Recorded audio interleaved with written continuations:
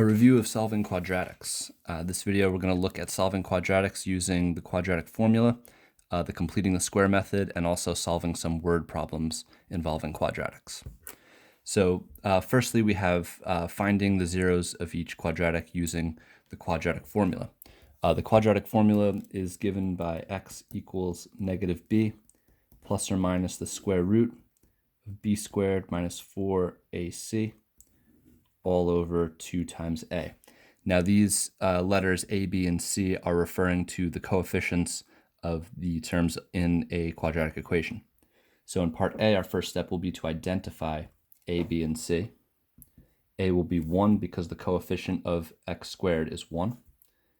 B is negative 12 as the coefficient of x is negative 12. And c is the constant, which is negative 23. Once we have a, b, and c identified, we can substitute them into this quadratic formula in order to solve. So x will be equal to the negation of negative 12 plus or minus the square root of negative 12 squared minus 4 times 1 times 23. Okay, from here we can, all over 2 times 1. All right, so now from here we can simplify each of the three pieces. The negation of negative 12 is just 12. We want to condense this radical. We can type this all into the calculator. We'll have negative 12 squared minus 4 times 1 times negative 23. Don't want to lose that negative. Otherwise it will be undefined. 236 all over 2. From here, we can check to see if 236 is a perfect square. Unfortunately, it's not. This means to simplify further, we're going to have to find a perfect square that multiplies to 236. We can go to our y equals screen, put in 236 divided by x, and scroll down our list of perfect squares in the table to see if any of them will be divisible. So here we have 4 and 59. So we can use that. So x equals 12 plus or minus. Now I'm going to split this square root of 236 into the square root of 4 times the square root of 59 all over 2. The square root of 4 is 2, so I'll rewrite that as 12 plus or minus 2 square roots of 59 over 2. And now I have a common factor of 2 in all three terms that I can divide out. So x will equal 6 plus or minus the square root of 59, as these 2's and the 12 will all be divided out.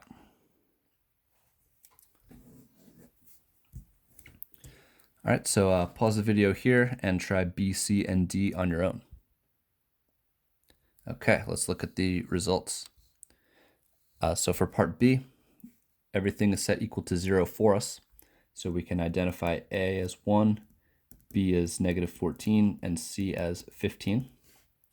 Plugging into our formula, we'll have x is equal to the negation of negative 14 plus or minus the square root of negative 14 squared minus 4 times 1 times 15 all over 2 times 1. So we'll have 14 plus or minus, and we can calculate our square root. We'll have negative 14 squared minus 4 times 1 times 15. And we get 136.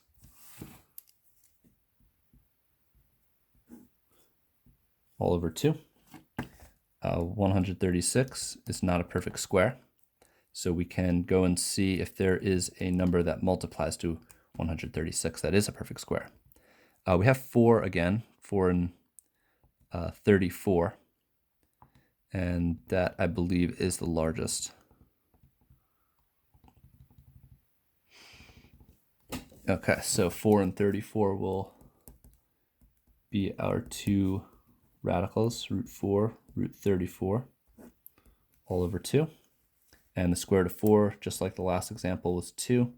So x is equal to 14 plus or minus 2 root 34 over 2. And again, we have a common factor of 2 that can be divided out. So x will equal 7 plus or minus the square root of 34.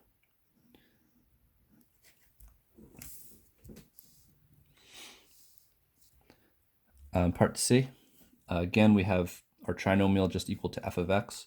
So setting it equal to 0, we can identify a as 1, b as 6, and c as 8.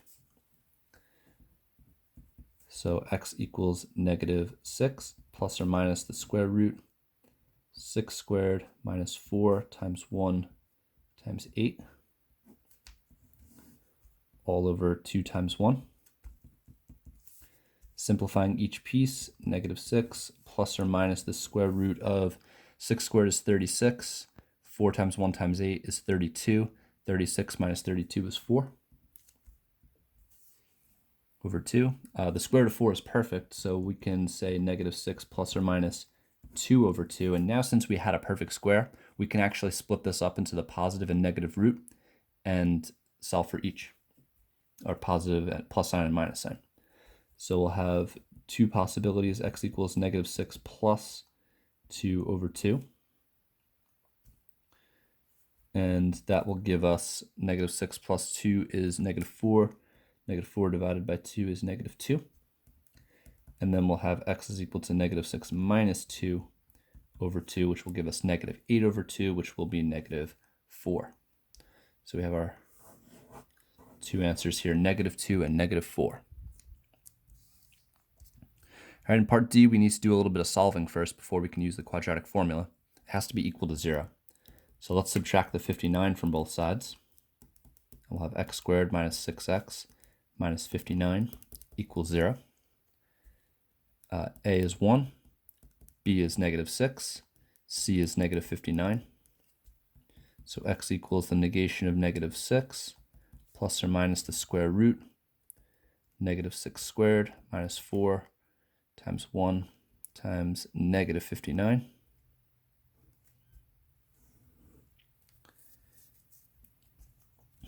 So that's all over 2 times 1. And simplifying each piece, we'll have 6 is equal to plus minus the square root of, let's calculator for this one. So we'll have negative 6 squared minus 4 times 1 times negative 59. 272.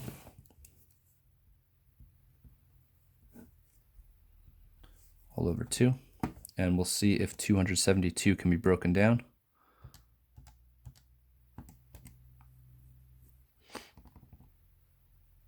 Ooh, 17 and 16. That's a winner. 16 is a perfect square. So we'll have x is equal to 6 plus or minus the square root of 16, the square root of 17 over 2. The square root of 16 is 4, so we'll have x is equal to 6 plus or minus 4 root 17 over 2, and each piece is divisible by 2, 6, 4, and 2. So we can divide out a 2 from each. We'll get a 3, a 2, and a 1. So 3 plus or minus 2 square roots of 17. That will be our final answer in simplest radical form. Sometimes if the question asks you to represent your answer, say rounded to the nearest hundredth, you would simply type into your calculator 3 plus 2 square roots of 17, rounds that answer, and then your other one would be 3 minus 2 square roots of 17. You would round that answer. All right, another method is completing the square. So in order to complete the square, we have a step-by-step process. What we want to do first is make sure that our a is 1. For algebra 1, most of the time, it's going to be a 1. Anytime it's asking you to use the complete the square method. So we need to first eliminate the c term that's provided to us because as it stands right now, this is not a perfect square trinomial. So I'm going to go and add 14 to both sides and just get rid of that 14.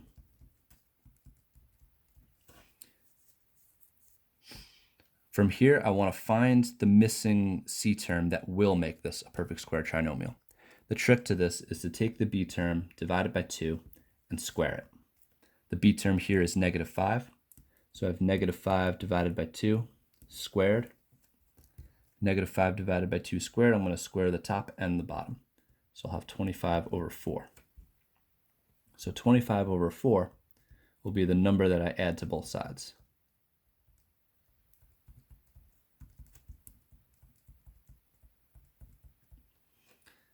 After I've found my c term, I'm going to rewrite this as a binomial squared.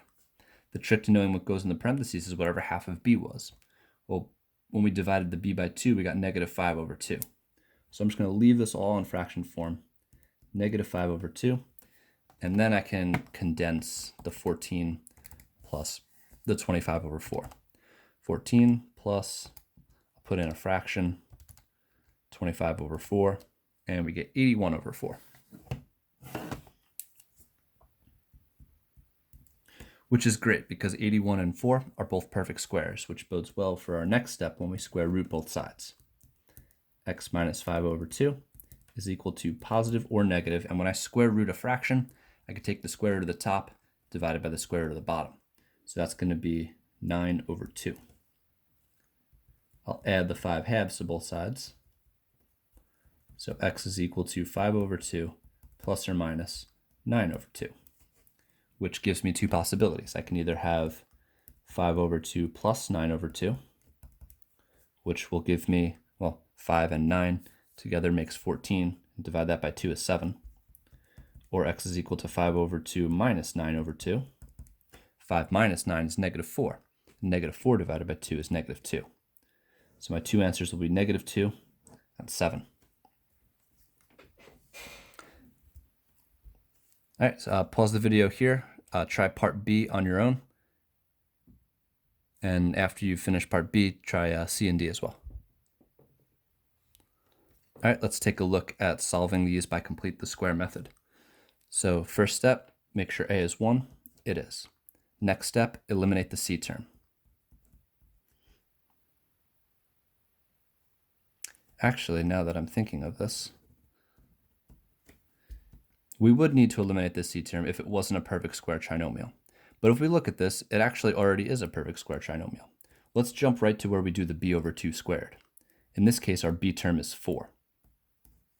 4 divided by 2 is 2. 2 squared is 4.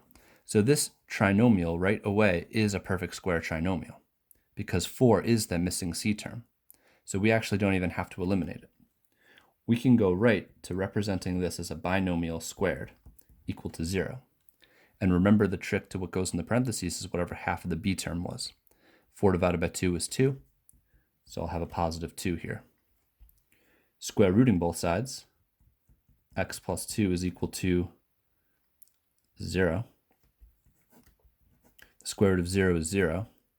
And remember, it doesn't matter, plus or minus 0, it's the same thing. Lastly, I'll just subtract 2 from both sides, and x is equal to negative 2.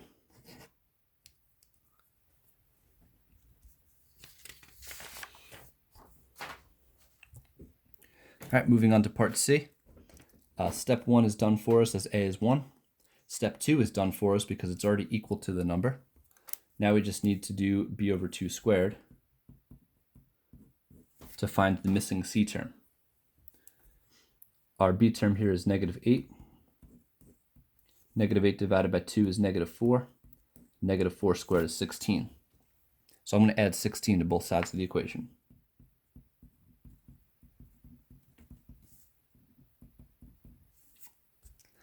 Now I can rewrite this perfect square trinomial as a binomial squared. Half of b was negative 4, so I'll have x minus 4. 9 plus 16 is 25. Can square root both sides, so x minus 4 is equal to plus or minus the square root of 25, which happens to be 5. Solving for x, I'll add 4 to both sides. So x is equal to 4 plus or minus 5. 4 plus 5 is 9. 4 minus 5 is negative 1.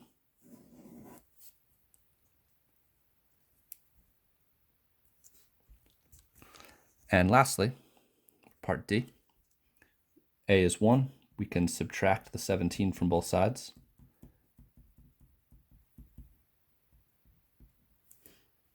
We'll find b over 2 squared, which is 10 over 2 squared.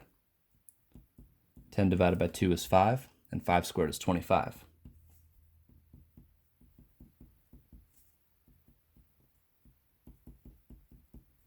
And I'll add that 25 to both sides of the equation.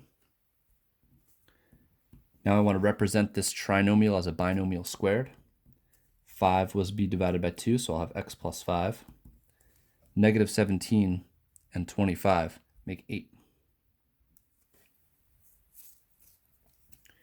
Here I can square root both sides, so I'll have x plus 5 is equal to positive or negative square root of 8. And I can subtract 5 from both sides.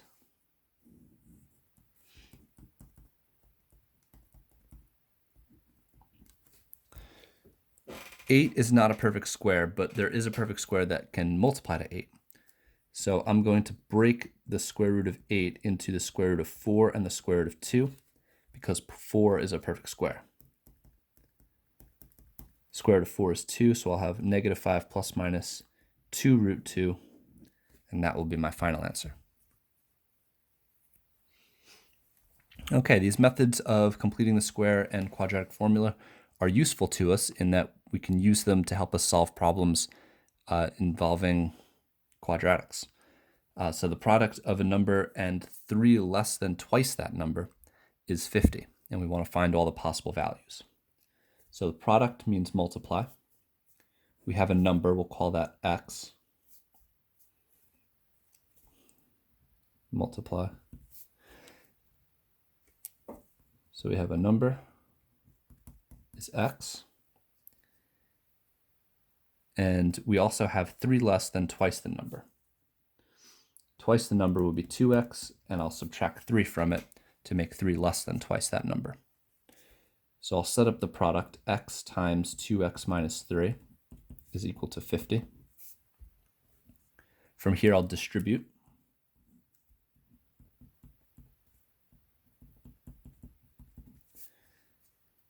And now I can choose a method to solve this problem. I notice that my a term is greater than 1. My b term is also an odd number, which creates a fraction when using complete the square. And most students tend to avoid the fraction. So I'm going to use quadratic formula. In order to do that, I need my equation to be set equal to 0. So a will be 2, b will be negative 3, and c will be negative 50.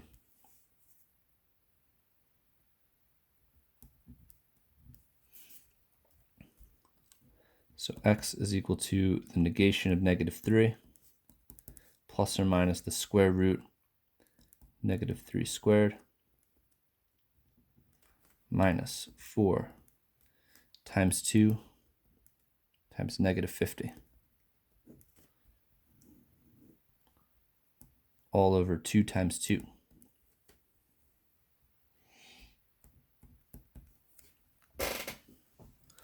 So x will equal 3 plus or minus. From here I can go to the calculator.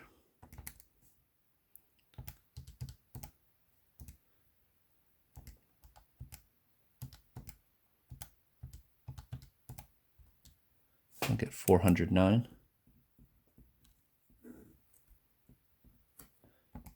And I do not believe 409 is a perfect square. It is not.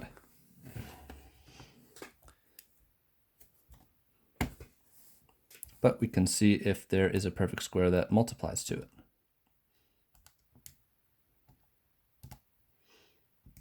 Which I actually don't think is likely, but it can't hurt to check.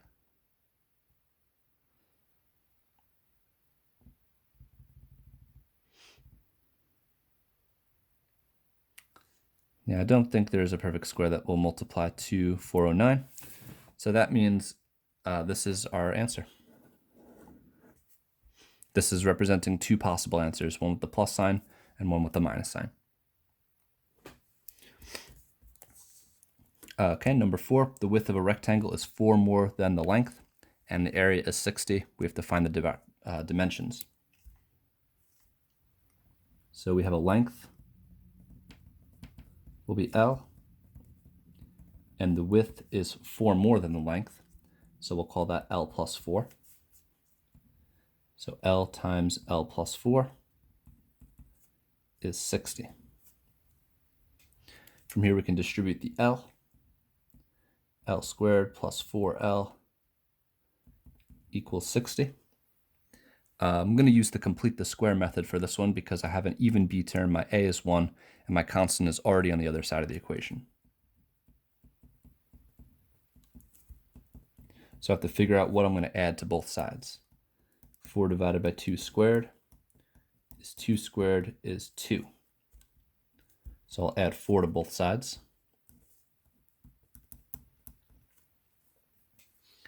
Rewriting as a binomial, I'll have L plus 2 because 2 is the number in parentheses here.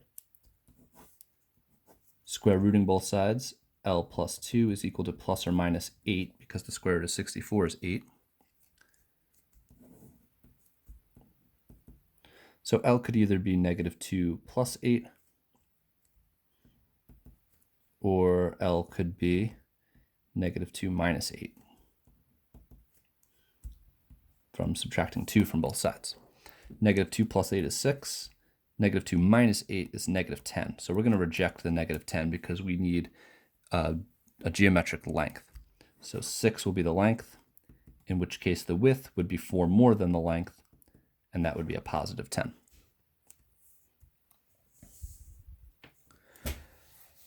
Finally, a gardener in making a pathway around his garden with uniform width. The dimensions of the garden are 7 by 9, and the total area of the garden and the pathway is 99.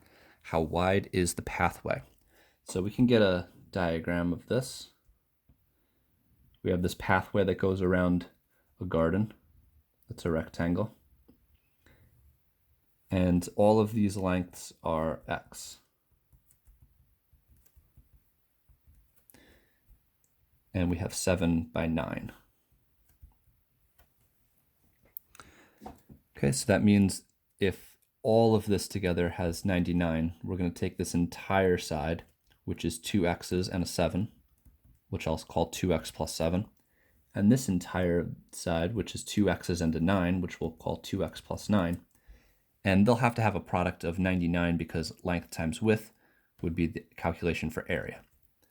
So we have 2x plus 9 times 2x plus 7, and that's equal to 99. Here we're going to distribute. 2x times 2x is 4x squared.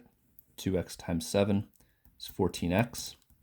9 times 2x will be 18x, and 9 times 7 will be 63. We'll need to subtract the 99 from both sides, and I'm also going to take this step to combine the middle terms, 14x and 18x. 14 squared plus 32x. 63 minus 99 is 33.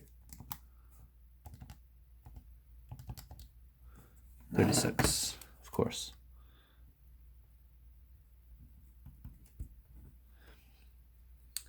Okay, once this is all set equal to 0, we can choose a method of solving. We notice all 4 of these terms are divisible by 4. So let's divide both sides of the equation by 4. Even if it's not factorable, it'll give us much smaller numbers to work with. So we'll have x squared plus 8x minus 9 equals 0. And this quadratic is actually factorable. We can find 2 numbers that multiply to 9 and add to 8. They would be 9 and 1.